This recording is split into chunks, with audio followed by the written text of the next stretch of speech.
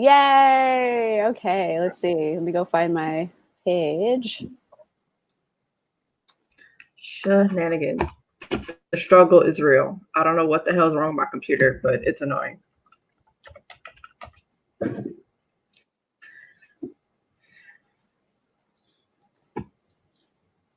Okay. Oh, what's that? And then I need to find your page so I can pull up the damn chat so I can see it. I can pull up. It really annoys me that YouTube puts things in alphabetical order and puts like everybody with the in their name, so it starts with T instead of N. For some reason, that pisses me off.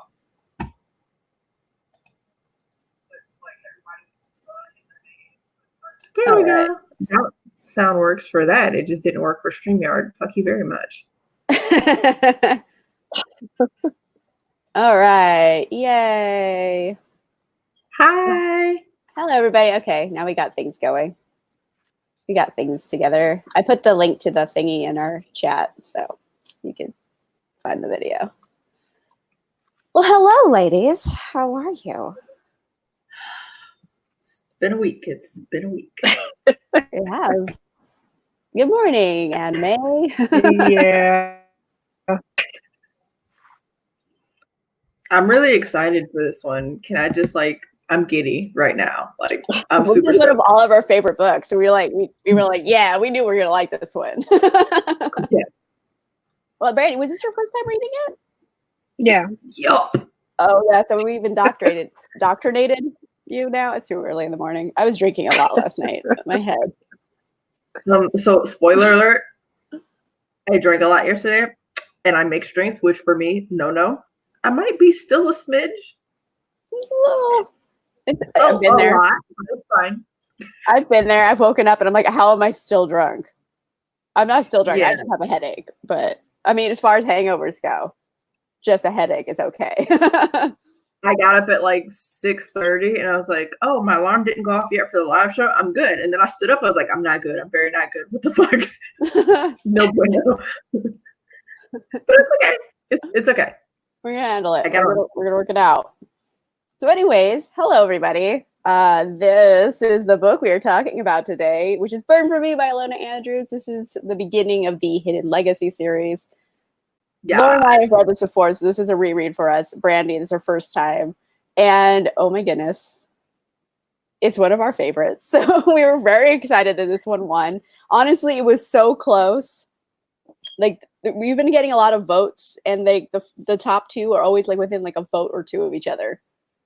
They've been so close. The one for this month for October, was within 2 votes. It was bananas. It kept going one or the other. We don't know. So I don't know. I get very excited over voting. I'm just happy. You don't know. Literally, when I was we should have a paranormal book club. My first thought was, oh, I'm gonna get everybody to read fucking Ilona Andrews. That was the only goal I wanted. I'm this whole thing. That's it. I'm happy now. I'm good. Mission accomplished. You did it. You nailed it. Now, if I just get it Patricia Briggs next, even better. Life goal met. I'm good. That was for October, between that and Bitten, and it was Patricia Briggs was on top for a long time. Then Bitten just kind of pulled through at the end. Yeah, so I didn't even vote because I'm literally any of these I'm good with. I'm just gonna see what everybody else picks. I'm gonna stay out of it because I don't even care. I don't remember what I voted for. I think I voted, but I don't remember. I didn't vote this time around either because I was just I don't want to sway one way or the other because it was so close. So I was just I'll just leave it. I would always vote for the book I pick if someone picked something I wanted to read more. So I'm not biased in my voting. Yeah, I usually this is the only time I haven't voted. Usually I'm oh, maybe sometimes I like other people's picks more. I'm oh fuck, I haven't read that yet. Let's read that one. But this time I was I literally do not care anything. I'm good. Very good. But anyway, yay, Burn for Me got picked. This was a reread. I don't usually reread books either, so that was fun. Oh my god, I have read that book probably 6 or 7 times at this point. I'm super stoked. It was just good the second time around. It was oh, I maybe I should just reread the whole thing. And I was I don't have time to do that. What am I doing? What am I doing? So, my memory is so good that I have to reread. So I'm just I was like, all right, number 7, let's go. So, what does everyone think? How many stars? I mean, this was a 5-star read for me before. I agree. Yeah, same. I love it. It's very cinematic. It's action packed. It's full of like magical drama and dynasties, and I'm like, I love it. It's kind of almost like soapy and melodramatic at points because it is like, you know, dynasty of magic, but I love it. It even takes place in Texas, so it's like it's full on dynasty. Yeah, usually that's not my go-to. Like I don't live for the drama, but this time I was like, I'm good for it. Like pretty much I think it's just I wouldn't have even tried it if Ilona Andrews if they hadn't written it, but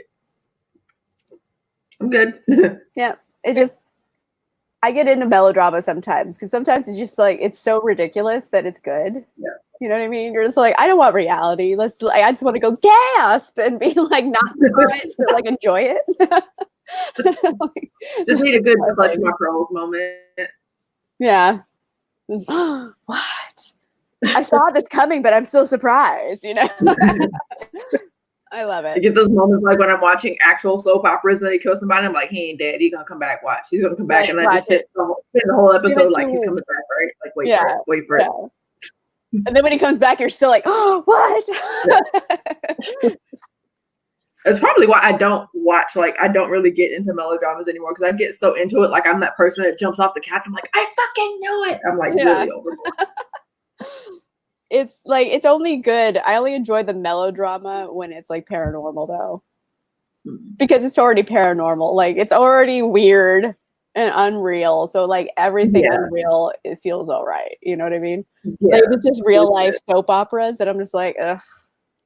Just stop talking to those people. Like your life would be better with magic. It's like the same like 15 people, and they just keep getting into the same cycle of bullshit with like everybody in the circle. It's like, how has this show been on for 45 years? What the fuck? People, they haven't gone through all the combinations of who's fucking yet. You know, I mean, you just got to get that magical number of people, so it's just like an endless fucking loop. Like you just don't run out of combinations for like 30 some odd years. It's fine. And then you can restart all over again because the new people haven't seen it yet. Anyway, so we read this book. We're not talking about it at all yet. So, not really. Burn for me. Quick synopsis. It is about Nevada Baylor.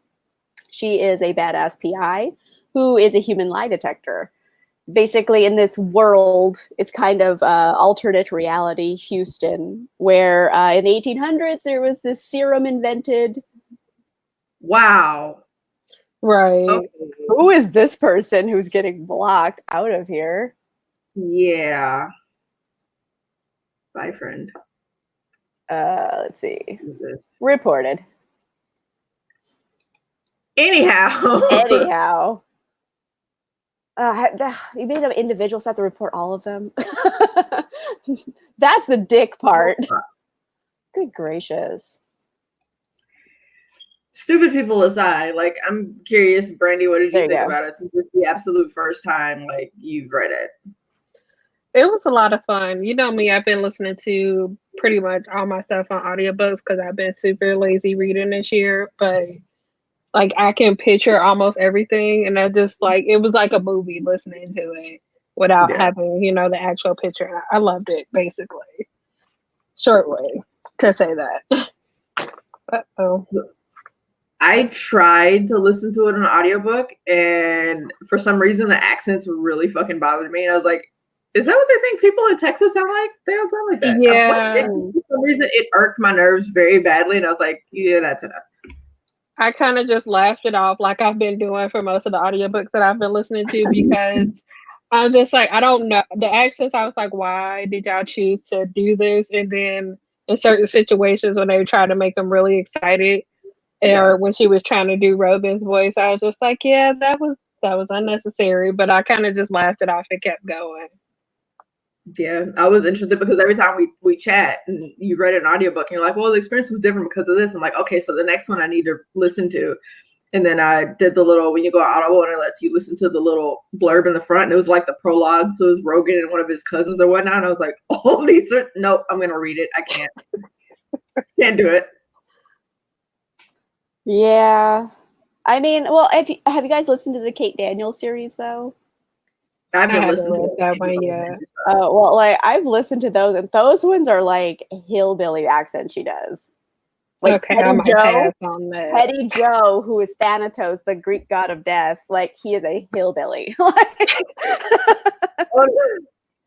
It does take place in Atlanta, you know. So I mean, yeah, I was gonna say like his name is Petty Joe, accent, and it's Atlanta. So what? Yeah, but it is like old enough to like supersede all of that. Like there were no hillbilly accents. Like what? Okay, I guess I don't know, but that's it wouldn't be a hillbilly accent in Georgia anyway. Those would be like Tennessee and Kentucky, where the hills are and the billy. Yeah, yeah. Cool shenanigans. Anyway, so what was I saying? Okay, so in the 1800s, I was synopsizing this when we got distracted by Horrible. There's a serum that was invented. It was called the Osiris serum. And basically, they would just give it to people, and it basically does one of three things. It either kills you, or it warps you into a creepy creature, or 3, it unlocks any latent magical abilities you have. And then a few years later, they figure out, oh no, these are hereditary. So now you have like magical dynasties forming. So now flash forward, you're in modern day Houston, and there's all these magical like houses. So it's like house warfare. Magic is a very big part of the society. They have dynasties of magic, and it's kind of Games of Thronesy, but with magic in Houston. And we follow Nevada Baylor. She is a PI and she has powers. And then there's Mad Rogan, who legit is a psychopath, but like a sexy one. And they're trying to catch a fire mage who is trying to burn down Houston and who is like overall like a fuckboy. I think that's a good synopsis. So that's where we are. Yeah. So what did everyone think? Let's pull this back on track. So like I Mad Rogan, definitely yes, psychopath, but he's like the best possible kind of psychopath. If there is a good kind of psychopath, yeah. Like okay. No, like yeah, it's just like recently I did like a collab video where I got like a friend who doesn't read romance to read romance, and this is one of the books I picked. So I'm like, oh, they're gonna like it. It has magic and fantasy, and they actually didn't like it because Mad Rogan's a legit psychopath. And hearing like the perspective of someone who doesn't read romance and isn't familiar with the tropes that we're all familiar with read it, it was just like, yeah, he is a legit psychopath, but like with a heart of gold. Like we're used to that character trope. We've seen that progression of a character. So when it's someone who hasn't seen that progression, they're just like, what in the actual fuck? Like he chained her up in the basement. Like, excuse me, ma'am. This is not a meet cute. But it helps too that I also have like read the entire series, so I know where it's going ahead of now. So like already like rereading it, I'm just already like, I mean, it's fine. He's a total asshole now because he gets better. It's fine. Yeah.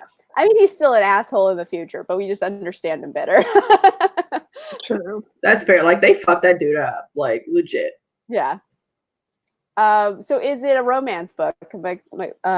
Michaela wants to know, is it a romance book? I think it's more urban fantasy.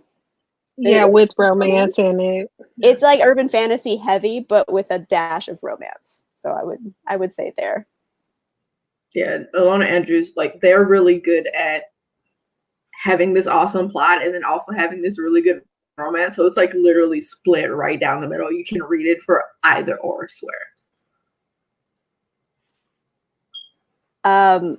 Well, book 1, at least, I feel like it slides the romance in real subtle because it's not very romance heavy. They kind of just like occasionally there's like a little bit. They don't actually like do it in this one. So there's no actual smut. I think there's like, I don't know, like second base kind of. They have like the orgasm kiss, which is like a bizarre thing to have to explain to somebody. But Mad Rogan he has like telekinesis, and he's a very talented telekinetic person, so he can make your skin feel like he's touched it when he actually hasn't touched it. So think about that in a sexy context, like it works. So there is that's about the extent of the sexual action in this. Yeah, each time I read that, no lie, I'm like, that's a little fuckboyish, but it's fine, whatever. Just so the other side of it is like, if I'm into it, I'm like, why the fuck aren't you doing that all the time? Yeah. But it also kind of felt like that one scene from the Night Hunter series where they were just super explosive that one time, and then you can't keep doing that because it gets boring. So it's like, okay, you just pulled this out of the first book, so like, what are we building up to? Curious, just curious. Okay, so Mikaela, were we saying it wrong? Anyway, so definitely urban fantasy, definitely action packed. Like, this is like kind of a breakneck pace. Like, I felt like it was so action packed that it was just like action, action, action, action. It's very, I don't know, adrenaline heavy, I would say. It's not really like a contemplative book. It's more like we're going, going, going, going, going. So it's also one of those good books that has like a good family in it, because Nevada's family is like really, what am I trying to say?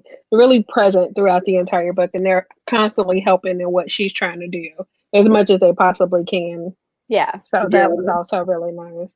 My favorite characters in the book, it was a three-way tie. It was between Nevada, Rogan, and Granny. It was one of the three. Yeah. Like, Granny, I loved her. She was just horny grandma all the time. Yeah. Like, she was my fave. She just gets like, better. Oh, like, she's like, take your top off. Phone. I'm gonna take my pictures. I love her.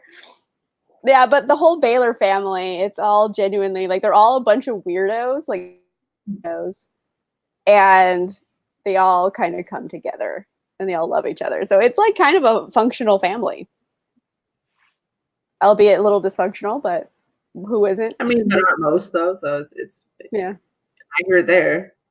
Mine is dysfunctional AF, but at least they're like good dysfunctional. They're not like horrible people. It's usually in a lot of books where the family is prominent. They're usually shitty family, like in the what is the Nalini Singh series, the Archangel series, where her parents are, well, one of them is no longer living, but the other one is a complete piece of shit. Like, I feel like most books I read, if the parent is not killed off, they're almost always dickheads. So this is one where I like, where the family is there. They're actually fun to get to interact with for the entire series. It's not like, oh God, this asshole again. Yeah. That's like so common. Like, I realized like this month I've read 6 books. I just put out my wrap up. And like literally all of the books had such shitty parents. And I was like, why is this like a thing? I'm not manifesting this, but it's just like just shitty parents, like all of them. I'm like, I don't know why it's such a thing. I guess it's a way to fuck up a character. I don't know. You know, give them I think it gives them like a more interesting backstory, and then it kind of also it's easier to write a parent that's fucked up because you just make them fucked up. Whereas if you have a decent parent, then it's harder to work with because you're like, okay, well, this character is not going to do this because their parent maybe would help them with that, or their parent might, you know, slide in here, do this for them there. Whereas if they're a shitty parent, it's easy to just like write them off until you need some tension because the character never talks to them because they're an asshole parent. Maybe. I don't know. Pretty much. It's like a good way of like giving the character strife and tension and drama. What is kind of like a throwaway, you know, because nobody ever like completely cuts their parents off unless they're completely horrible. So usually like the parent is always popping up somewhere, like just in time to throw some tension in there, some kind of way when you need it. The asshole plot device. Yeah.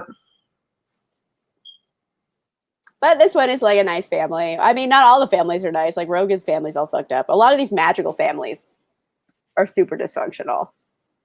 Yeah, the dynasty, the soap opera really jumps out with these fucking families. Oh my God, they're horrible.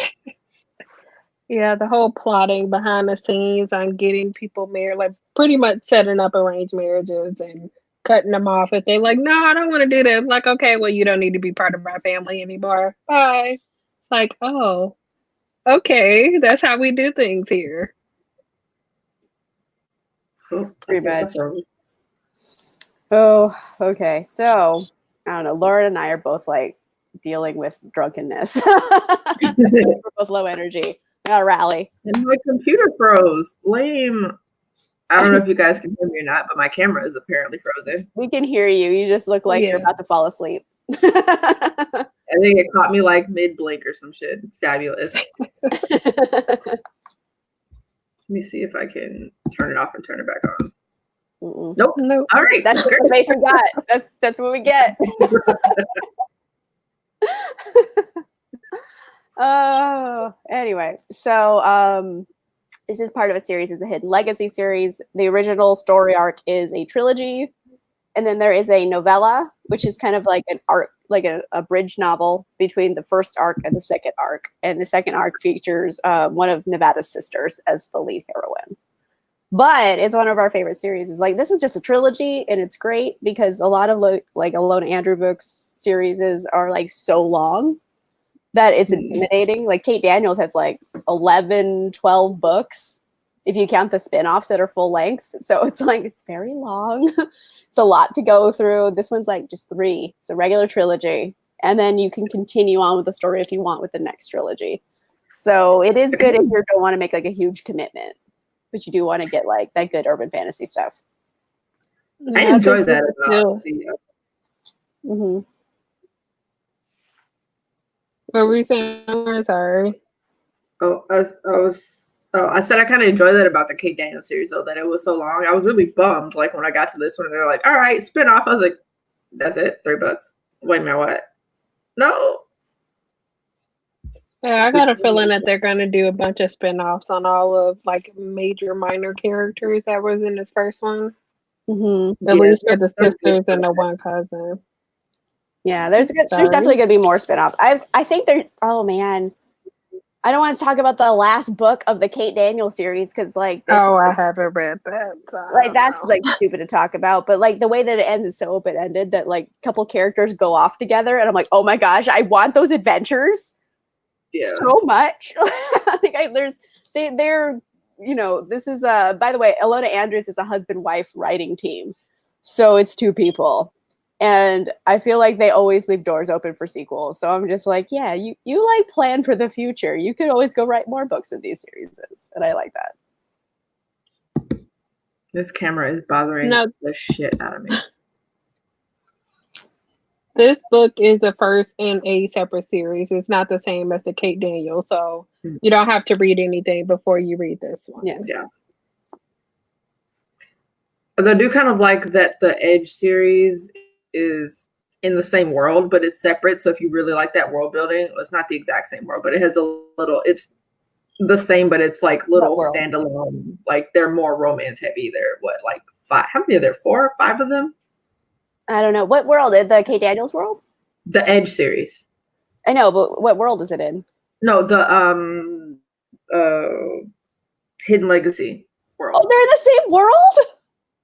It's kind of the same. It has the same like the with the magic passed down through families, but the world is split, so it's kind of like they live in the non-magical part and they can cross the boundary into the magical part. But like the way the magic is passed down through families and whatever, that structure is the same. Oh, okay. It's not the exact same world, it's just the same similar magic system. Okay. So I'm like, they happen in the same world? Why wasn't I informed? I have the first book of the Edge series, which I haven't read yet, but I have it. Is that also Ilona Andrews? Yes. There's several series. I haven't heard of that. Yeah, there's the Kate Daniels and the Hidden Legacy are the most like popular. And then there's the Edge series, and I think there's an Innkeeper series. And then they did one sci-fi thing, which is like, I don't understand how they wrote that.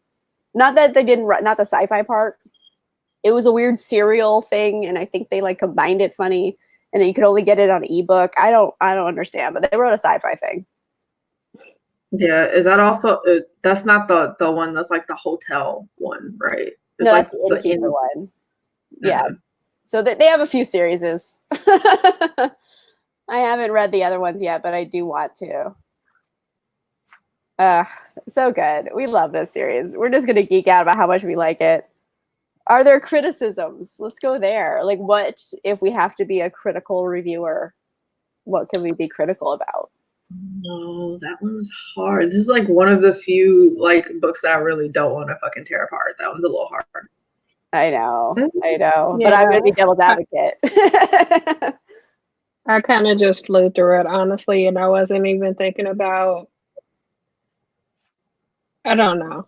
I don't know. Basically, like I said, I kind of just put it on and finished it in a day, and wasn't really thinking too much besides what was going on. Yeah, the only thing I have to be critical of is like the romance, because it's not a meet cute. He literally kidnaps her and chains her up in the basement. Like, it's kind of a rough start. Like, if it was any other genre and that's how the heroine and hero met, I'd be like, what the fuck? You know? Yeah. It's a hard sell. Like, if this was historical romance, it would be like, what the fuck? Like, he kidnapped her and chained her in the basement. Like, no one would stand for this. But this is like a magical world and everything. So I'm just like, I don't know why this works in this context, but it would not work in any other context. No, so, I think it's because like the rules are different, right? So like I wouldn't accept it in a contemporary or a historical romance where it's like the same societal rules, but whereas you get this world where people are literally like, if the warfare between families gets bad enough, the police are like, fuck you, bro, you're on your own. So like they're basically like the rules don't apply, which I mean, still not saying that that's right, but it's more that like suspension of belief that you can get because it's magic involved. Exactly. Camera is bothering me that to have that be the love interest. It's like, that's a hard sell still. I mean, I've read enough romance novels that I've seen worse dudes, frankly, than that. But like Baron. Oh, Lord. Yeah, but you know, we've seen worse dudes than this, so it's just like he's misunderstood. But I'm like, he's still chained her in a basement. So yeah, that's like the only like critical thing, if I have to be critical. It's just like, he's kind of a legit psychopath. And then you feel weird that like he's still like a sexy psychopath. So I'm like, what does that say about me? I don't know. What does it say about them? My scene in the second book was like the pocket change is my favorite like fucking scene ever in life. And that means I'm probably legit fucking insane, but it's fine. I don't know. I think we read enough romance that we just like go with it. We're like, yeah, fucking, they're gonna change it around. He's not gonna stay an asshole. Like, we know that's gonna happen because you know, no one wants to date the psychopath. Like, he has to have other redeeming qualities. We know they're gonna come, so we're just gonna go with it.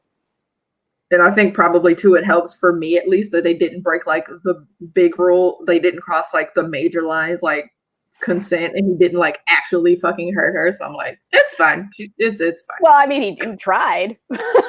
He tried to crack her open. But then he like took her home. I don't know. I just excuse it because I like him. Whatever. I know. We like excuse a lot of this behavior. So I'm just like, why? I think it's just an urban fantasy thing. We've seen a lot of like alpha bro-y dudes that were just like, yeah, fucking whatever. It's gonna be what it is. But like, we know it's gonna like get better.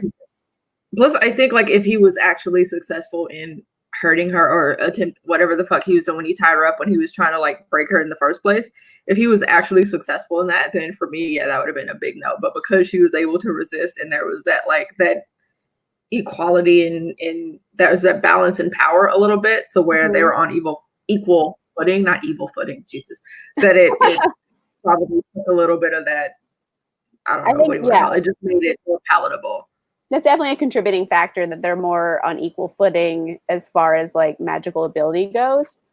Because I feel like she can hold her own here. So I don't feel like she's just he's like picking on the weak kid. You know what I mean? He's not being like a bully necessarily because she can fight back. But the other side of the coin is like, why fight back? He shouldn't be picking on her. But I don't know. I think it's just like a good like power dynamic where they're kind of equal. as far as it's also kind of like Cat and Bones from the book we read last month, whereas it was the same thing. He essentially like tied her up and beat the dog shit out of her for months, and then the romance we were like, oh my god, I love it. I know. Why are we like this? I was like thinking about it. I'm like, we're so used to like the genre and those tropes, and we're just like, no, he's fine, and we're like, this wouldn't be okay anywhere else. So I don't know. Yeah. It's a weird. And I also weird like thing. I call myself trying to like get into their mind. I'm like, well, he's actually helping her because he's making her stronger, and he's not just bullying her and blah blah blah. And that's probably too why I liked Khalid and really did I forget her name? Holy fuck! From The Wrath and the Dawn, where he's just like, no, bro, you should be doing this. Like, suck it the fuck up. So like that dynamic too, I also really enjoy because there's not like they're like Barons where he's just like fucking her over all the time. He's actually like building her up. It's like, okay, we're not doing this weak bitch shit. Like, let's go. Yeah. No, that's like an interesting thing though, because that's like a different like you brought Wrath of the Dawn, which is because this is a completely different series in a completely different world. It's kind of a 1001 Arabian Nights retelling, so it's with Scheherazade and the king who murders his bride at dawn every day, and it's they kind of bring a more supernatural element in that story. And I loved Scheherazade because she was just basically like, she's very Slytherin in that book, and there's a lot of good things happening there, so it's an interesting power dynamic as well, but neither of them have like a magical ability. Yeah. I don't know. That magic system got really weird and stupid in the second book. The second book wasn't as good when they tried to explore the magical system. I'm like, no, don't do that. That's not why we're reading. Yeah, like, never just leave it out now. Fuck it. But Wrath in the Dawn is very good. If anyone's interested, it's very good. What else about this book? Did you guys like the setting of the story? Because it's very kind of modern day city, and the inclusion of magic into the city. Do you think it like worked? Yeah, I think I prefer that. This is why I ended up starting with paranormal romance, urban fantasy with my favorite genre growing up, because I enjoy that way more than like the historical setting for fantasy type stuff. It's just a lot easier for me to follow along, and I can see things actually happening. So I really enjoy that. Yeah, I was gonna say that's for me urban fantasy. That's what I like about it, is that like there's a little more challenge because you have to like follow certain rules and get certain things right, no matter what you do with the magic system. When you're in a real setting that people are familiar with, like I lived in Houston for a while. My family still lives in Houston, so like that setting is familiar to me. So I enjoy being able to go, oh yeah, I know where that is. And it's the same with like the Patricia Briggs series with Alpha and Omega. There's this one book where they're in Seattle and they talk about this troll under the bridge. And so when I got here, my dork ass is the first thing I did was go see like the troll statue under the bridge. So like that kind of shit, I enjoy it. So I'm always here for it anyway. Here's just a comment. Oh, sorry. Well, Lauren, you're frozen anyway, but it was because it's actually the real world. And I haven't been to Houston, but I feel like they're talking about a lot of the real buildings that are there and the real like streets and everything. So it's kind of like you could go to Houston and immerse yourself in this world and just be like, oh, that's where he burnt that thing and that's where that happened. And you can like, it's a real world setting, so you can like really like immerse yourself and picture yourself in it.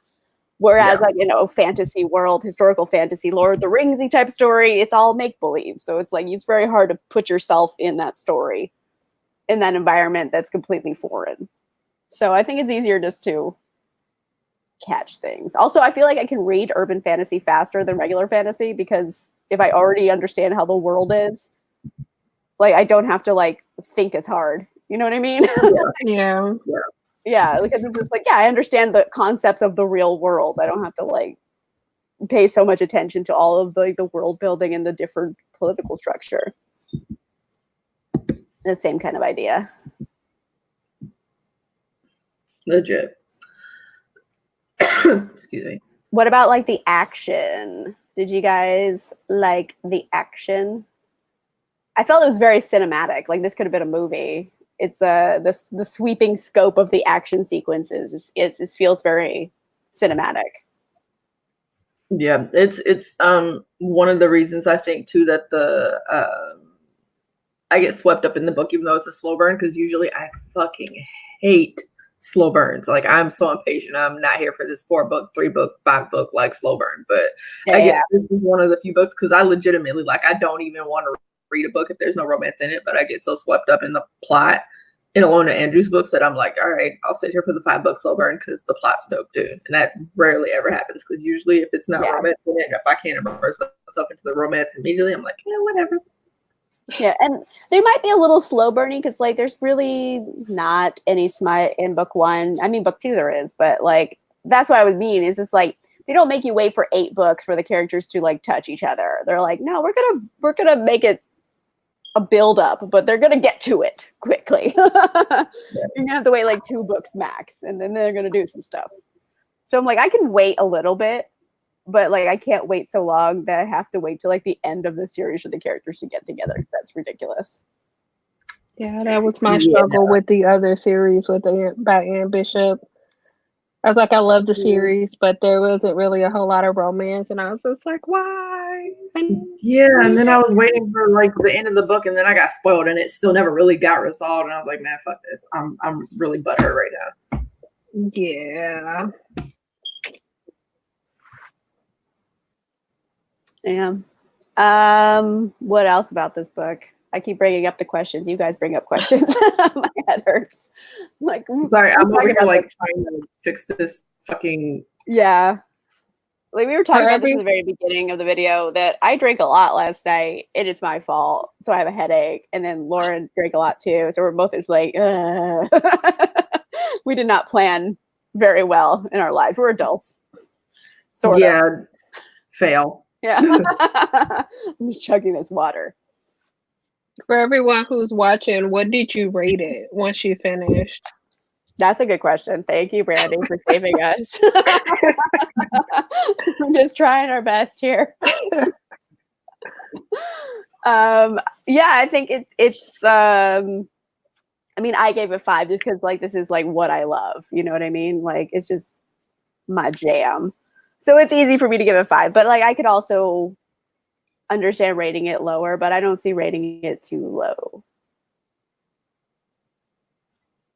You got a 4, 5 star. Yeah. I know I gave it like 4.5, and then after I read the other 2 books, I bumped it up to 5 because I was just like, I can't give it below a 5 after reading the other 2. Yeah. Mm-hmm. Did you read the whole series already? Yeah, I haven't really started the spinoff, but I've read the original trilogy. Yes, that makes me so happy. Yeah, I've been in the binging mood. I've been trying to read this review book and it's put me in a reader slump. So I'm like, I'm going to go find everything else that I'm not supposed to be reading. So that's great. Yeah. I wonder how you're going to like the spinoff with Catalina because it's a little polarizing. I've seen people like it a lot. Like, I really like it. It's really different than Nevada's story, but it should be. But I've also seen people who don't like it because it's not similar to Nevada's story. Yeah, I've seen reviews because it was like, it seems a little young, but I was like, well, she's what, 18, 19? She's 21 in this one. A few years have gone by. Okay. So there's a gap in time. Okay. So she's not like an 18-year-old girl. Because I'm like, that's odd. I don't want to read a smutty book about an 18-year-old. Like, but 21, I'm like, they can fuck if they want. I'm not so weirded out by it. I love the Catalina book too. Yes, I really liked it. It's a little like slower paced, but like Catalina's dope. She's very different than Nevada because Nevada's very much like she'd be on the front line of the battle, just like taking heads off enemies. Like that's Nevada. But I feel like Catalina, she's the colonel or the general who devises battle strategy. You know what I mean? Like Nevada might win the fight, but Catalina's going to lead after the battle's over. So I think they did a good job showing the differences between these two sisters. And yeah, it was just, I was living for Catalina. Let's see. Okay, so the spinoff upset me, but more for the change in the magic system. Yeah, you know, there are some differences in the magic system in the new one, but I don't know if I want to talk about it because it's supposed to be about Burn. Yeah, no, I haven't. Oh, okay. Well, I don't know because I know there's a few people that haven't read it yet. Yeah, well, the magic system, is still established. It doesn't necessarily go away. It's just expanded, I think. There's like other things going on that you didn't know were going on.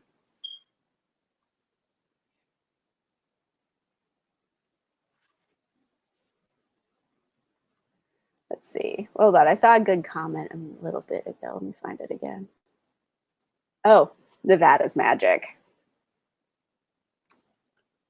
Oh, wait, Lauren, I'm going to add you back to the stream. Hi, Lauren. Yeah, I didn't see that you had left. Well, I saw that you had left. I didn't see that you would come back. So sorry. Hi. But yeah, Nevada's magic, how it was developed as mind reading. Well, I think it's maybe not necessarily mind reading so much as it is she can just crack open your brain and spill out its contents. But that's not. Oh, that's sorry. Spoiler. She doesn't really get that far. Yeah.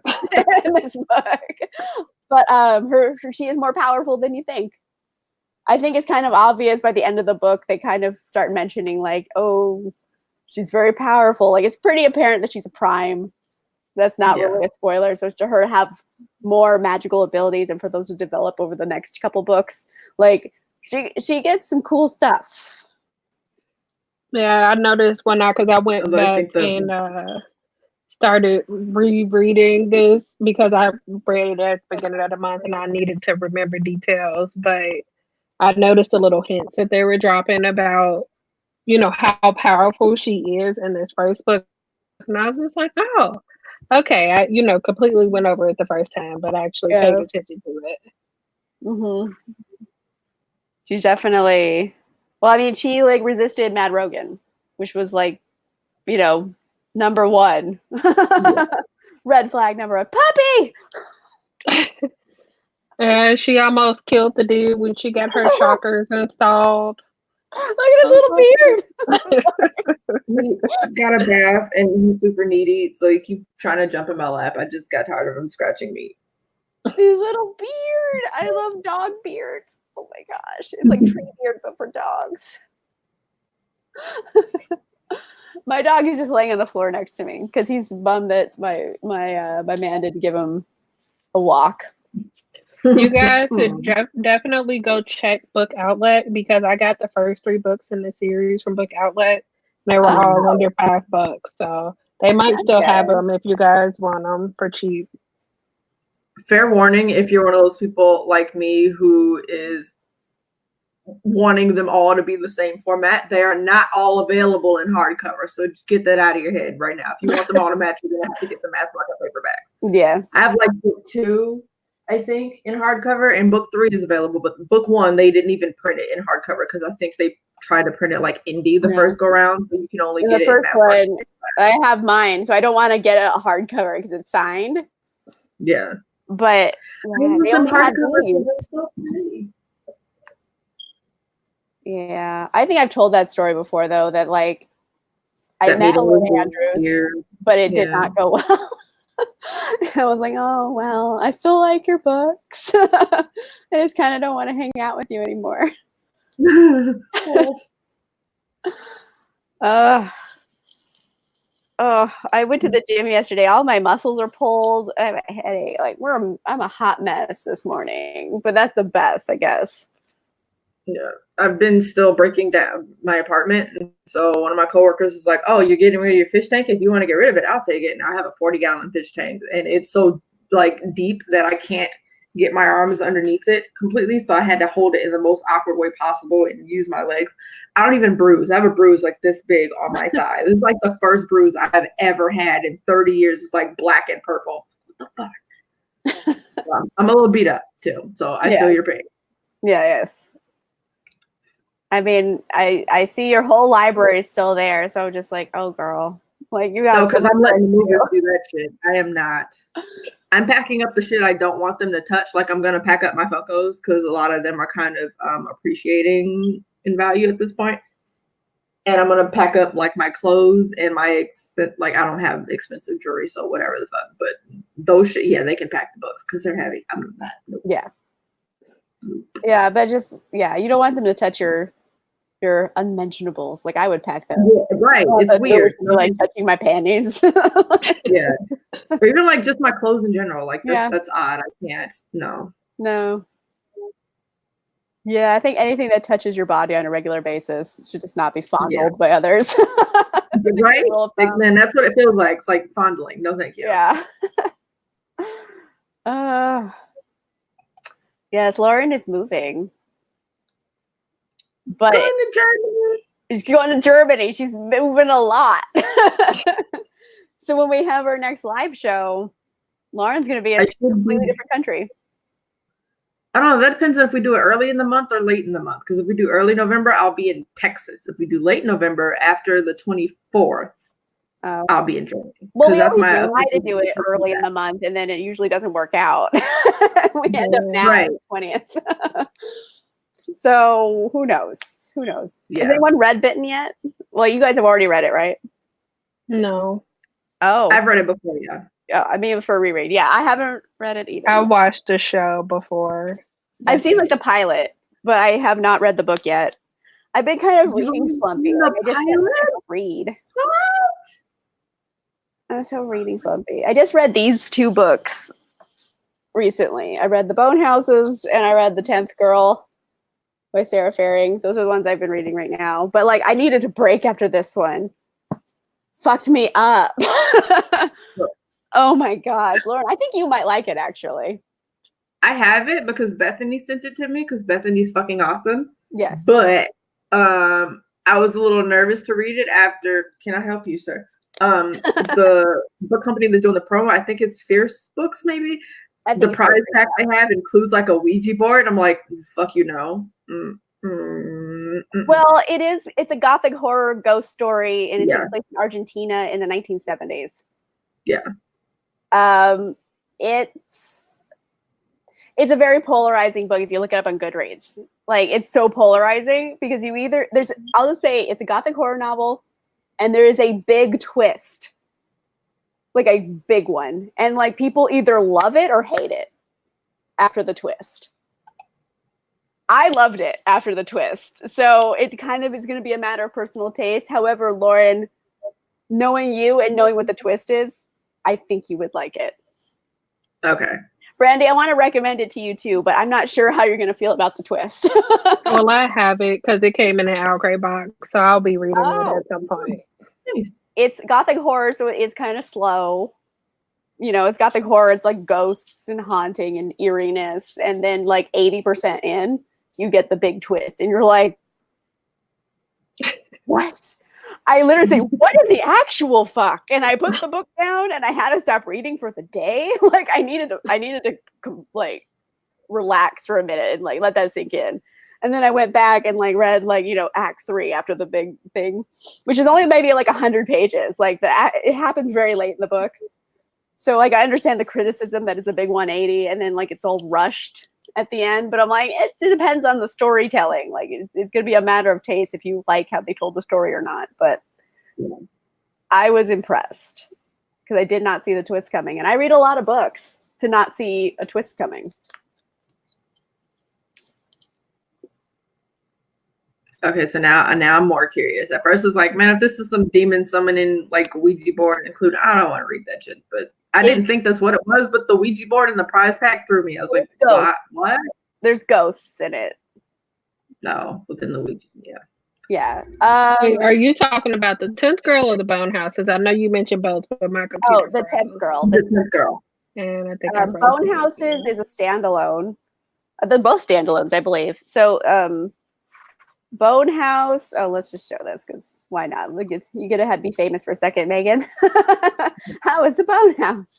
I gave it like 4 stars. It was pretty solid. Is it the best thing I've read? No. Is it good for what it is? Yeah, it's kind of more of an allegory on grief, I would say, and being able to move on with your life after it. It is about basically there's this world, and then this girl is a grave digger because she's trying to support her family. And the problem is the dead don't always stay dead. No. They call them bone houses, and they're these like zombie creatures. And it's more or less about, you know, moving on after loss and grief And like the last line of the book, it's not really a spoiler. She's like, that's the thing about like the dead. Life goes on and you should live it because they'd want you to, essentially. So it's about like getting over grief, but told through like zombies. So it's a good Halloween pick. I enjoyed it. But anyway, Fear for Me by Ilona Andrews. I took this on a weird tangent again. Oh, Brandy's gone. Uh-oh. We'll get her back. We'll get her back. StreamYard is not being cooperative today, I don't think. I don't know. What did I do? What have I done? What else? I read Serpent and Dove recently. And I know Jessie hated it. Jessie from Bow Ties and Books. Yeah. But I don't know. I think Jessie's looking for things to be upset about a bit. I don't know. I saw some of the things that Jess was pointing out, and that struck me as very weird too. And I was like, yeah, no, that's not for me. Yeah. If you listen to her, she's very good at arguing her point. I understand her points, and I'm not saying they're invalid. It's just a matter of, do you just want to read a book about witches in a make-believe France? You know, I think it's just a matter of taste and what you're going to focus on. Yeah. So I really enjoyed it. It was a lot of the role kick too, because I don't know. Jessie goes by they, not she. And second, that some of the stuff that I saw though, it was, I mean, it was like little things, but they were little things that were like very odd. I don't want to say racially because it makes it sound like it was racist, and I don't. It was just odd, like, how do I want to say it? I don't know. It just fit weird, like weird little, it was weird little comparisons, like the pure white this and all cat. It was just weird, like weird race things that were in it. I wouldn't have liked it either. Yeah. I don't know. I think it's just like I don't know. I think it's just a matter of taste and what things bother you and what things don't. Because I don't think anything in it is necessarily like actively trying to be, have a race thing going on, or actively trying to be fatphobic, which happens like in one scene. And it's not the best written, but it's not an ongoing theme throughout the whole book. It's like, it just depends on like, is this going to bother you or not? I don't know. It didn't bother me necessarily, but I was reading it, I think, for different reasons. Yeah. I don't know. That's the kind of thing that yanks me out of a book. So I would have, that probably would have been a no for, damn it. He is super distracting. Yeah, that because I saw some of those scenes they were talking about, because I went I was flipping through it too, and I was like, yeah, no, I felt very much like Randy Jackson, like that's gonna be a no for me, dog. Yeah, it is gonna be taste, a level of taste. It's just like what's gonna bother you or what's not gonna bother you. I just wanted to see like the romance aspect of it. Yeah. So if you're reading it just for that and like for snarky characters and like witchcraft. Yeah. But if you are going to read into other things in the plot and those are things that are going to bother you, then I wouldn't recommend it. But for me, it was fun. I just didn't read into other things. I'm just like, I just want to see like a witch hunter and a witch like do it. Yeah, no, I totally, I cannot, like, I don't know, with me, like ignoring those kind of they just bug the fuck out of me. I can't do it. Like I was one of those people that used to read fan fiction. If they had too many grammatical errors, I'm like, delete. Like the story could be amazing, and like it just takes like the certain number of things that'll yank me out of the story, and I'm like, nah, I'm good. And just like with that, all these like weird like the good white ones and the bad dark ones, and I'm like, all right, that's quite enough. I'm done. Nope. Yeah. Let's see. What else have I read? Oh, I read Kingdom of Souls. I need to read still never finished it yet. Like I can't, not because it's bad. It's just it's killing me. So I keep like putting it down. Like I'm not ready yet. I'm not ready yet. I'm not ready yet. So I'm like literally halfway through it, and I can't. Like, I enjoyed it. I enjoyed it quite a bit. Like, you know, I don't want to compare them because they're two different books, but like Children of Blood and Bone, Kingdom of Souls, they kind of take place in the same traditions. They both have Orishas in them. There is some comparisons to be made. However, I kind of think Kingdom of Souls is the better story. I like it better. It is a better story. Like Children of Blood and Bone is very, very cut and paste. And if you ever it's like, I well followed written though. It is a good story arc. Like the story arc is very well written in Children of Blood and Bone. I think that's what makes it so compellingly readable. But Kingdom of Souls, I know your face, but like, regardless of your personal taste of it, the arc is very well written, and that's why everyone is compellingly reading it. Like, there's a reason why it's very popular. I don't know. Children of Blood and Bone it's very like, for me reading it, it's very cut and paste, and it could be or could not be because I read when the author started talking about her book in the first place before it was even released. I started following them on social media and subscribing to their emails and whatnot. And she has this writing, I don't know if it's like a blog or like a little like a subscription or whatever, and she mentions like plot devices. And it's very, when you read the story, it's very like plug and play into one of the traditional like plot formats you use. And usually I think if it's well written enough, you can't piece a story together like that, but like this is part A, part B, part C, because it flows well. But like even reading her as caught up in it as I was, it's very much like, it felt like, I said this when I first read it, that was my only complaint, is that it felt like kind of Hercules and his trials, because it was like quest, do this, and it got a little bit like long in the middle for me there, even though it was a really fast-paced book. So I don't know, there was something, but it was her first book. Like, I'm not saying it by any means it was a terrible book, but I do think it could have been done like a little smoother, a little better. Like, it's still an amazing book. Like, I'm not saying don't read it or I hate it, but yeah, I think it was. If I had to pick between them, though, I think Kingdom of Souls is a better story. yeah, that was my point. Like, Kingdom of Souls is way better because you can't follow the arc of it like you can with Children of Blood and Bone. Children of Blood and Bone, I can look at it and tell like what plot formatting like it followed. Kingdom of Souls is like, because of how it's written, you can't just like take it and go, okay, this is a part of the book where this happens, and this is part of the book where traditionally the hero does this. Like, I can't plug and play like I did with Children of Blood and Bone. I think Kingdom of Souls should have been 2 books, personally, because there's 2 different story arcs, and I feel like she could have done more with less in each book, and I might have like got to know the characters a little bit more. So there was things that like I thought could have been improved, but hot damn, is it a good story? I just wanted it to be 2 books. You know what I mean? Yeah, I'm at the part around the middle where I'm like, okay, where it's switching to a different story arc. I don't know how to like. There's villain 1 and villain 2.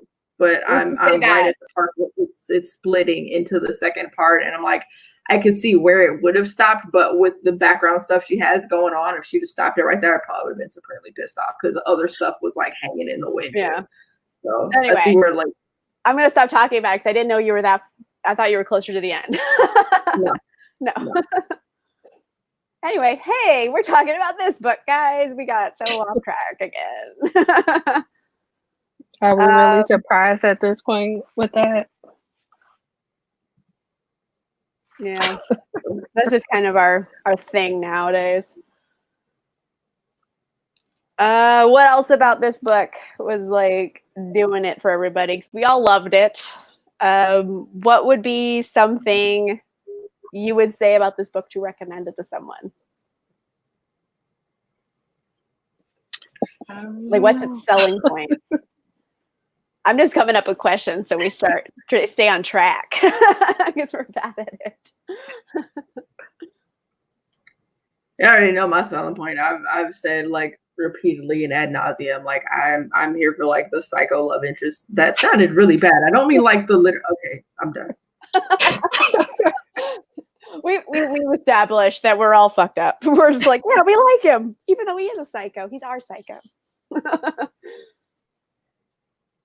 Just the action and the way the magic system works and everything, like how it all just came together. It is a bit of a slow burn. I agree with that. I can't, like, it's hard for me to say because for me, all three books are running together and I can't remember where book one stops. So I want to like bring up things. And I'm like, I don't remember if that's the end of book one, beginning of book two, middle of book two. Yeah.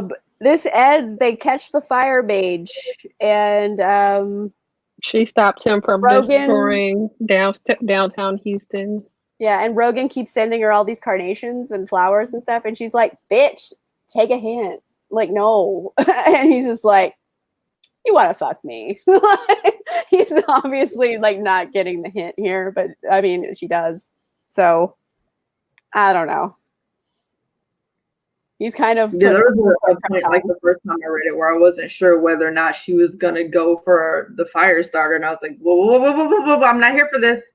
I was a little nervous. Like, wait a minute. Like, don't fuck the bad boy. But you know what? I think Nevada just likes bad boys. You know, like sometimes your vagina and your head just aren't in alignment. Like, you know, you shouldn't fuck this guy, but your vagina's is like, you should fuck this guy. that's a big roll. Like, that's a lot of out of alignment. Like, I'm gonna need her to get that fixed because he was like, that was a big fucking like with Rogan. She was like, man, no, this is fucked up in the beginning. No. Yeah, with this one who was blatantly fucked up all the way around, she's like, maybe. No, ma'am. He was the fuck boy. He was tricking her. She was like, that's how fuck boys get you. She's like, oh, you know, maybe he's misunderstood. And I was like, no, that's how fuck boys get you.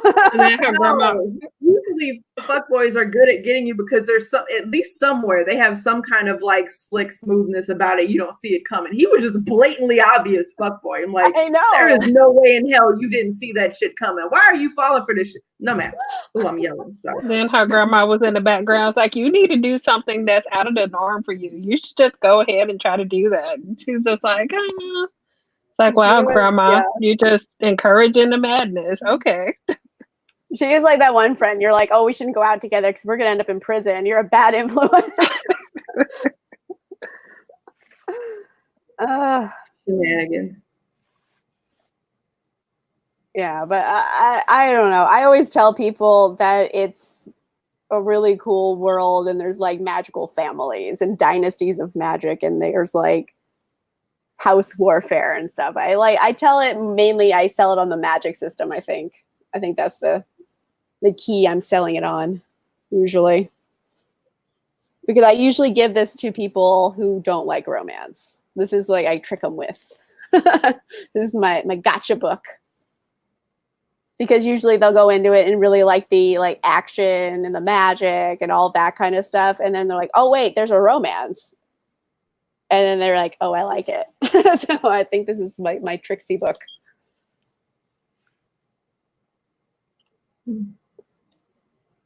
I mean, I think every romance reader has that one book they want to recommend to people who say, like, I don't want to read romance.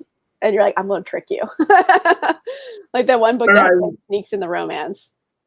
Like everybody that I come across, I don't interact. I don't think I interact with anybody who goes, I'm not reading any romance. Like legit, like everybody that I know it's if it's not like historical, it's contemporary. If it's not contemporary, it's paranormal. Like everybody that I know that reads and talks about reading, they read romance anyway. So I haven't had to do that. Usually I'm trying to talk them into reading paranormal or historical. Those are the two I'm usually trying to like sell people on. So usually for me, the Kate Daniels one is the one like I used to try to sucker people into the genre. Yeah. Okay. So let's add this here. Yeah. The cover, it does have like glistening abs on it. So it does look pretty romancy. Yeah, they talk about that cover, how that wasn't like, yeah, I remember when I was trying to get into the series, I had read the Kate Daniels series first, and I think it was on Goodreads or their blog, their website, and they were like, don't worry about the covers. That wasn't our first choice. Sorry, ignore those. It's not as smutty as it looks. My bad. I know.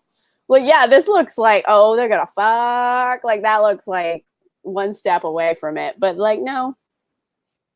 I don't know why his shirt is off. Like there's no point to that. Although the Kate Daniels covers are pretty good though. They're not really like very smutty. They're more like, ooh, magic. They look like fantasy books. You know what I mean? Except for Hugh's book, 'cause I think he's like my guns are out. He has like a full gun show like cover. I don't even remember the cover of that book. I know it's red. I don't remember shit else about the cover. I just think at this point, like if it's Ilona Andrews, I'm gonna read it. I don't even pay attention to the other shit anymore. Yeah. But it's so good. I don't care. I'm like, you can just have topless people. I But mean, then that's again, only. I don't care. Like, I will read it in public. I'm a classy lady who likes to read her porn. Thank you very much. Come at me, bro. My ridiculous photos. What are you eating? Come here. Give it. Are you frozen, my love? Yep, looks like it. Yeah. Hi, Kevin. Kevin joined. Yay. Hello. Thank you for joining. Oh no, we lost Brandy. What is going on? I don't know what is. It's just It's a rough we just have those days where sometimes everything's perfect, and then sometimes almost everybody's like, you're like the only one not having problems right now. Everybody else has been fucked. And I'm like, did I do this because it's my stream? Am I like, what have I done? No, my internet just sucks and everyone's up. So, well, we're all back. Yeah. So next month, this month, we're reading Bitten by Kelly Armstrong, although I don't think any of us have started it yet. Lauren's read it before. But it's a werewolf. We were having an all werewolf October extravaganza. I'm pretty excited about it. So if you have watched the show at all, I will say there are some differences in the way the romance plays out between Elena and Clay in the book and the show, and I don't know which one. I still don't know which one I'm like here for the most, because they're it's a little difference, but that little thing that they changed makes like a big difference in the dynamic, at least for me. So I was like, I'm still like kind of torn about that, but I like both equally. But they're the romance dynamic between the two, or like Elena is the same, but Clay is very different. I think he's more kind of like. Never mind. I'm gonna let you read it before. I'm gonna save it for the live show. It's fine. I've seen like the pilot of the TV show, but I haven't seen anything else. So I'm kind of going in a little blind. I to watch the show. I don't watch things. I'm so bad at watching things. I'm so bad. There's like two things that I kept up with. There's like maybe three: Supernatural, Bidden, and Drag Race. Other than that, I ain't fuck. I do watch Drag Race. Have you been watching Drag Race UK? Yes, and I'm super bummed. I haven't watched this week's episode. I watched the first two, but I'm not overly impressed yet. We'll see. Oh, I'm enjoying it. I like bag of chips. What? I love bag of chips. That is Silky all over again. It's like, ooh, babe, find some chill, just a smidge. I think she's Bag is less than Silky. She's a little less extra than Silky. But it's a lot, Jesus. It's still a lot. Anyway, sorry, off topic again. So actually, I think let me see my calendar here. We're gonna have to start picking our books for November soon. Yeah. We're always like, fuck, we gotta pick those. We live in a cycle of that. We can do some rollovers and then add the Kate Daniel series in, since I still haven't read that. Yeah. Well, our poll's going to go up on the 24th, and today's the 20th, so we should pick some books. That's usually how we end our videos, our live shows, just picking the books for the next time. Yeah, I'll think of something. I don't know yet if I want to do a redo or pick something different, because I have several, like, just from unpacking, like, the half of the shelves that are out of view. Like, I got rid of like 200 books, and you can't even fucking tell. Look at this shit. You cannot tell. Like, I got rid of 200 damn books. Anyway, there are a lot of paranormal romance that I was looking at, and I was like, oh, I didn't know these were back here, because my paranormal romance shelves are double stacked. So yeah, I might start suggesting some of those, because we haven't gone through those yet. I know, but like we've had so many good ones that didn't get picked. We can put back the Patricia Briggs, because that one almost won this month. Give it its time to shine. And it's funny because like every time I put like Polaris Rising, in the votes. Like it would win on Twitter, but like not be anywhere close to winning on Goodreads. It was a weird polarizing one. Yeah, well, it's a good thing we got both. And I know too, in November the Indigenous readathon is going on. So if anybody read Trail of Lightning with me in the very first month I did this book club, I'm gonna be rereading Trail of Lightning in November so that I can also read Storm of Locusts. So if anybody wants to do that with me, that'll be fun because we're already getting a pretty good group of people that are gonna group read with us. So I might do like a big group chat on either Twitter or Boxer. So that's happening. If you do it on Boxer, should try to pick more. Yeah. Yeah, I think I definitely am because that book is gonna bear some conversations. Trust me. Maybe we should try to pick more all or some, I don't know, Indigenous related books for November then. There are very few inside this genre. Well, is Mercy Thompson related to Indigenous? It seems like the author is not. No, the author is not. The character is. The character is the author's not. Yeah. Well, I mean, it's 1 out of 2. So it's the only one off the top of my head that I know of is Rebecca Runhorse's Trail of Lightning and Storm of Locusts. But yeah. So. Yep, that's going on. Yeah. Trail of Lightning is like everything that I fucking love about really gritty urban fantasy. So I'm really excited for everybody who didn't read it with me the first go around, which I think was like June or July because it was the month after the book came out last year. Yeah, that was the month I tortured myself with the Jane Yellow Rock book. Oh yeah, girl, I kept that one. And that was unfortunate. That was terrible. I returned that audiobook so fast. I was just like, yeah, I don't want this. Speaking of something really funny, so after we read, what was the Kim Harrison book we read that I was just like, no, bitch, I cannot. Dead Witch. And it was almost like Audible knew I fucking hated it because I never get these emails, and I got an email that says, "Do you want to return this book?" And I was like, "Fuck yes, thank you very much." Just crap. Oh my goodness. That's not fair. It's not crap. Well, it is crap. Whatever. Anyway. Yeah, that Jane Yellow Rock book was yeah, it was unfortunate. Well, I don't know. We'll do some research. Maybe we can find some more and like have those be our picks. Sure. It might be hard to find the authors that are Indigenous, but we might be able to find characters who are Indigenous at least. There aren't very many of those either. At least I am not interested in reading them if they are not by Indigenous authors because I just feel like no. It's going to be more Jane Yellow Rock fuck shit. I'm good on that. Except for Mercy Thompson. Mercy Thompson's actually done fairly well. But even then, I still find some things every once in a while I'm like cringe. But Patricia Briggs is pretty good about that. Maybe because she lives in this area and she's around so many like Indigenous people. But yeah, no. I'll stick to Indigenous authors if I can because Bridget said publishing is sort of terrible at signing Native authors. Like legit, yeah, there are not that many. There are a lot though. So if you go on the Indigenous Readathon's Twitter page, I think I'll retweet it in a bit if you guys want to go find it. They have a list. A lot of people are commenting on their page with authors who they're reading, and I think it's not only fantasy, but some of it is nonfiction as well. But for sure, I knew just because I knew off the top of my head, Storm of Locusts was on my TBR for this month, so I'm gonna push it off until next month so we can read that. And I think I'll switch in the Ninth House for this month, maybe. I'm gonna read Ninth House too. Yeah, that's coming up. I was gonna start Dark Dawn by Jay Kristoff. I'm saving that for the plane because that book is fucking huge, yo. I know, but I'm starting it Monday, and then next book I'm reading is Ninth House, and then Bitten, and I don't know if I'm gonna squeeze any more books in this month because I'm like kind of reading slumpy.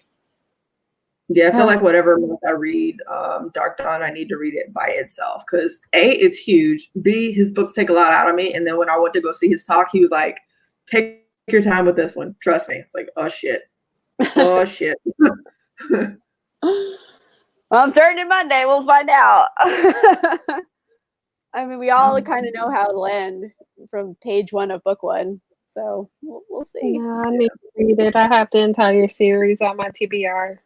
I own physical copies, and I haven't started the series yet, so that's great. I have one like up here, and it's like the same size as Name of the Wind. Like, what the fuck?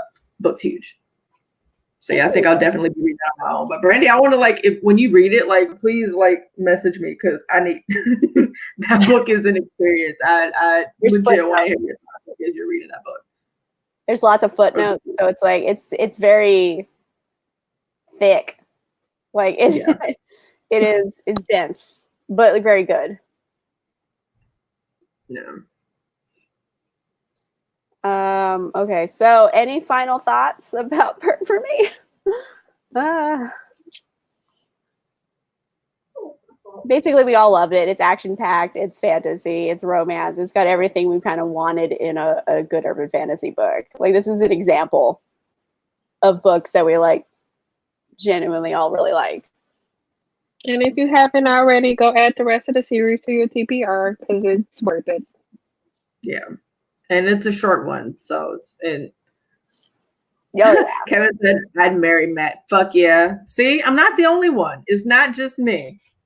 You gotta read book 2. And I keep telling everybody, if you like this book and you like Matt Rogan's character, you gotta read book 2 only because like he is legit at the end of his rope trying to get Nevada to like see that he's serious. And he also has like this jealous moment that just is stupid, but I fucking love it. Like the pocket change thing, I'm here for it for forever. I keep rereading like that one scene because it just makes me giggle every time. So let's see. What about Aboriginal authors? They're not Native American, but they are indigenous people of another country. Yeah, because the reason is it's not Native American specifically; it's just indigenous. I mean, not just. I didn't mean to put that up, but hey.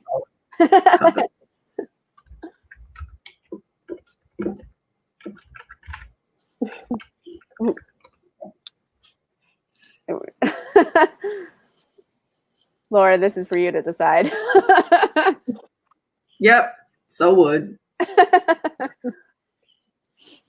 Watch out. She's coming for you with books in hand. I gotta get there to visit anyway. Like, I've been dying to get to Puerto Rico, but like, extra trip to make sure you read that. Yeah, fuck yeah, I would definitely. Oh, I love it. So yes, we all love this. It was a 5-star read for us. I think this is like indicative, basically, of what we like. So I feel like this is a good like litmus test. I'm like, are other books like this? Because if so, we'll probably also like them. Yeah, that was pretty non-discriminatory, maybe is what I want to say. Probably not, but pretty much read anything if it was paranormal. And then I read Ilona Andrews, and it's like, this is trash. This is all trash. What am I doing with my life? Why am I reading this shit? Oh, fuck. It does do that. As soon as you read this, you're like, oh man, this is good. Oh no, why were all these bad? Like, I didn't know any better. Like, it does do that to you. So watch out if you're not ready to have your mind blown. Yeah. But it's very good. All right. I think we're all low energy. And we talked about this quite a bit. We did go off on a lot of tangents as well, but that's just par for the course. Does anyone have any final thoughts? Anime said her favorite scene is when Nevada makes that. Oh, it's from the 3rd book where Nevada makes a circle where she get into the guy's mind and causes the other people to get scared of her. Okay, I like that one too. I'm not gonna lie. Everybody's just like kind of looking at her crazy, and Rogan's there like, it's fine. I got your back. The feels. I love that one too. He's also like, that's just Rogan being like, he thinks it's sexy, and it's just like, you're a psycho.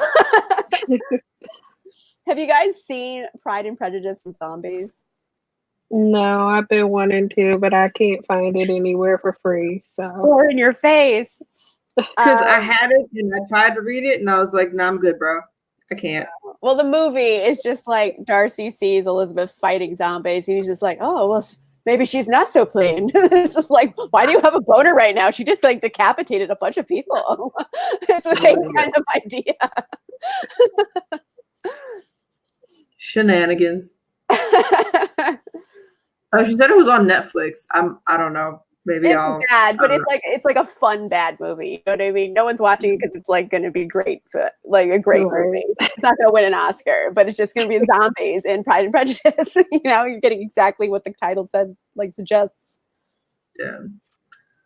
But I think for everybody that's reading Bitten with us, which hopefully is all of you who are watching, November, since I will be in Houston, what I'm going to do is while my mom's at work and I'm just like vegging on her couch like a hobo, is watch, I'm going to watch the show on Netflix, and I'll just probably log on to the Wicked Spirits Twitter account and just like live tweet while I'm watching the show. And it'll be November, so hopefully everybody's like mostly done with the book. So that's something too that I'll be doing. Probably, I don't know when in November, but I'll be doing that. I don't know how many. I'll probably go through like maybe the first season or first couple episodes, just depending on how much interaction I'll get. But that'll be fun for everybody who's reading the books, and we can talk about the differences and stuff too as I'm watching it. Yeah. Not too much about it because I want to save stuff for the live show, but I will be live tweeting, which I always have fun doing because I'm pretty ridiculous. I like your live tweets, honestly. Like when you live tweet about Drag Race, it's great. So I'm excited for that content. I haven't managed to catch it yet for because everybody's watching it on the app. Nobody's watching it live for the UK, so I haven't been able to live tweet like I want to. But oh my god, the first episode, like the commentary was epic. Mm-hmm. Is it Garfield? Who's the fucking guest judge on the first episode? Like, was on the first. His commentary gave me my entire life because that lip sync was rough, bitch. It was oof. Yeah. But it made everything better. He was living his best they're life. winning for a button. They're gonna win a button at the end of the show. Yeah, because they're not allowed to do because of their tax laws or something. They're not allowed to do cash prizes. It's a publicly funded television network, so they can't give out prize money. But like, it makes a lot of sense. Like Great British Baking Show, they win like a cake stand, and you're like, but yeah. So they're gonna win a button, and then they're gonna go like to Hollywood. That's it. If you're gonna do like a physical prize, because you can't do a cash prize, maybe something that's closer to the equivalent of what you're gonna give them monetarily. Like that's not a $10,000 button, homie. I'm just saying. Also, probably I just missed Rue saying at the end of it like $10,000. He doesn't say it, and I'm buttered about it. It's fine. They just get a Rue Peter badge. Anyway. Anyways, we went off at another tangent. Okay, so we love Drag Race. That's us. And we love Ilona Andrews. Fun fact. That's what you should have got out of this live show today. Anyone else in the comments have any final thoughts? Anybody else before we are going to log off? Yeah, I need some food to soak up this liquor, yo. Hey. Yeah. I just ordered food from DoorDash. As a person. Hello, friend in the back. Hi. Yep. I told him he was lurking in the corner like a serial killer. Shut up. I think it was the hood that was adding the serial killer vibe. It's less serial killer now. Dahmer-ish. It's fine. All right. So I think this is our cue to go. But anyways, thank you everybody for joining us and chatting. It was a lot of fun. And next month the show will be on Brandy's channel, and it will be Forbidden by Kelly Armstrong. We'll post it about when we're going to schedule it, because our schedules are always all over the place. So we'll figure it out. Mine's about to get fucked, so we'll see. Yeah, mine too, because we have a coworker that's going to be out for like 2 weeks, and I'm doing overtime. So that'll be fine. But hopefully everything goes okay. All right. Yeah. Fingers crossed then. All right. Goodbye, everybody. It was fun talking and hanging out. And we all love this, so go read it. We recommend, definitely. Bye. See ya. Bye.